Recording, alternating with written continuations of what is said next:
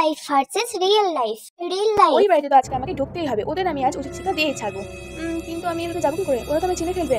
কি করেছে আইডিয়া, আমি আমার মুখে একটা তেল করে নিই, তাহলে ওরা আর আমাকে চিনতে পারবে না। হ্যাঁ, কে আপনি? আর ঘরের ভেতরে আপনি কি করছেন? হ্যাঁ, মা আমায় চিনতে পারেনি, তার মানে আমাকে কেউ চিনতে পারবে না। ও সরি, আমি আপনার বাড়ি ভুল করে চলে এসেছি। ও তা জানেবার? হ্যাঁ যাচ্ছি। ও মা আমার চিনতেই পারে। কোথা থেকে যে এসব আজও লোকজন চলে আসে বাবা জানি না। Real life. বিটকেলকে তো কথা দিয়ে দিলাম যে আজ আমি ওর সাথে ঘুরতে যাবো, কিন্তু কেউ যদি দেখে ফেলে তাহলে তো আমার কাছে রক্ষা থাকবে না।